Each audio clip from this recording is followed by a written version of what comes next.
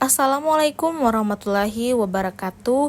Saya Fitrawati Musin dengan NIM 9414230018 jurusan Ilmu Ekonomi, Prodi Ekonomi Pembangunan kelas A.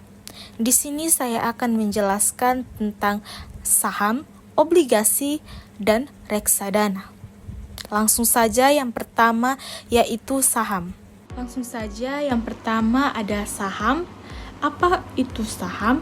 Saham adalah bukti kepemilikan atas suatu perusahaan yang memberikan hak kepada pemegang saham untuk mendapatkan bagian dari keuntungan perusahaan atau dalam bentuk dividen dan memiliki hak suara dalam rapat umum pemegang saham atau RUPS. Definisi saham merupakan suatu berharga yang diterbitkan oleh perusahaan sebagai bukti kepemilikan sebagian modal perusahaan tersebut. Hak pemegang saham. Pemegang saham berhak atas bagian keuntungan dividen. Jika perusahaan menghasilkan keuntungan, pemegang saham berhak mendapatkan bagian dari keuntungan dalam bentuk dividen. Yang kedua ada hak suara. Pemegang saham memiliki hak suara dalam rapat umum pemegang saham atau RUPS untuk menentukan kebijakan perusahaan. Yang terakhir ada aset perusahaan. Pemegang saham juga memiliki hak atas aset perusahaan sesuai dengan proporsi kepemilikan sahamnya. Adapun jenis saham. Yang pertama ada saham biasa, memberikan hak suara dan hak atas sisa aset perusahaan setelah hutang dilunasi. Yang kedua ada saham preferen, memiliki hak preferensi dalam bagian dividen dan sisa aset perusahaan, tetapi biasanya tidak memiliki hak suara. Peran saham dalam pasar modal. Saham menjadi instrumen investasi yang terpopuler di pasar modal, di mana investor dapat membeli dan menjual saham perusahaan untuk mendapatkan keuntungan. Risiko investasi saham. Investasi saham memiliki risiko di mana harga saham dapat fluktuatif dan berpotensi mengalami kerugian. Dan selanjutnya ada keuntungan investasi saham. Yang pertama ada capital gain, keuntungan yang diperoleh dari selisih harga jual dan harga beli saham ketika investor menjual kembali aset investasinya. Yang kedua ada dividen, bagian dari keuntungan perusahaan yang dibagikan kepada pemegang saham. Semakin besar kepemilikan saham, semakin besar pula dividen yang diterima. Yang ketiga ada ownership.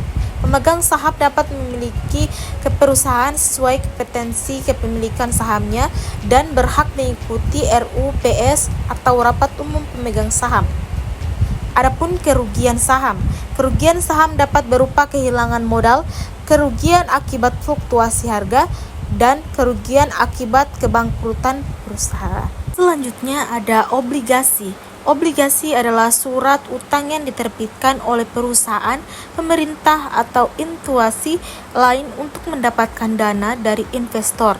Obligasi dapat dibeli dan dijual di pasar modal, baik itu pasar perdana maupun pasar sekunder.